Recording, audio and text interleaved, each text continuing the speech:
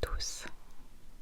Alors aujourd'hui je vais vous lire un conte de Hans Christian Andersen intitulé Le concours de sauts.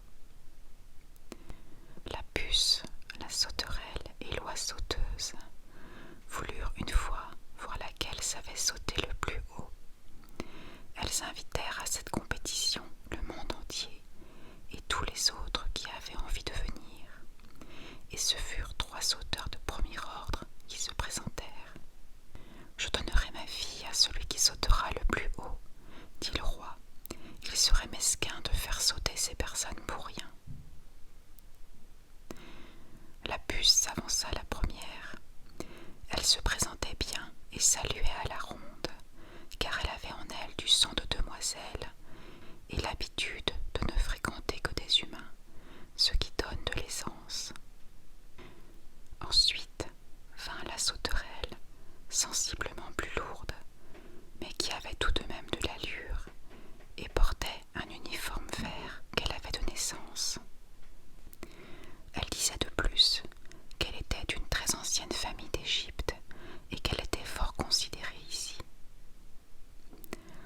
On l'avait prise dans les champs et déposée directement dans un château de cartes à 3 étages, tous les 3 bâtis de cartes à figure, l'envers tourné vers l'intérieur, et on y avait découpé des portes et des fenêtres, même dans le corps de la dame de cœur.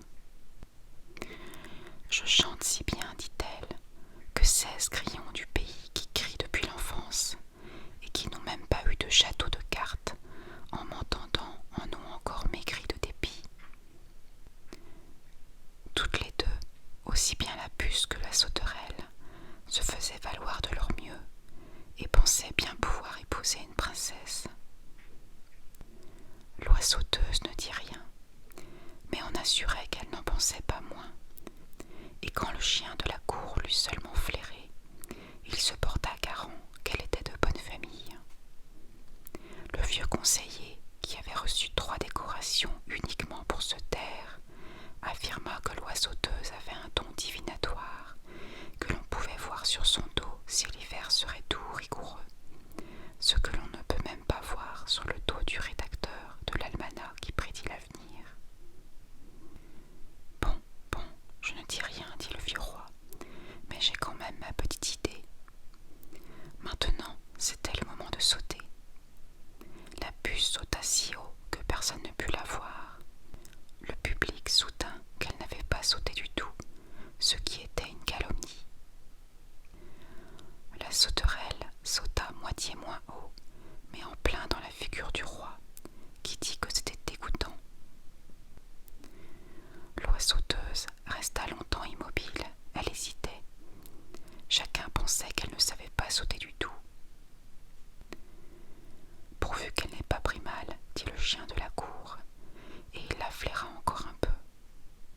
Alors, paf, elle fit un petit saut maladroit, droit sur les genoux de la princesse, laquelle était assise sur un tabouret bas et en or. Alors le roi déclara: « Le saut le plus élevé, c'est de sauter sur les genoux de ma fille, car cela dénote une certaine finesse, et il faut de la tête pour en avoir eu l'idée. » L'oie sauteuse a montré qu'elle avait de la tête et du ressort sous le front, et elle eut la princesse. « C'est pourtant moi qui ai sauté le plus haut, dit la puce, mais peu importe, qu'elle garde sa carcasse d'oie avec sa baguette et sa boulette de bois. Je sautai le plus haut, mais il en faut en ce monde un corps énorme pour que les gens puissent vous voir. » Et la puce alla prendre du service dans une armée étrangère en guerre, où l'on dit qu'elle fut tuée. La sauterelle alla se poser dans le fossé et médita sur la façon dont vont les choses en ce monde.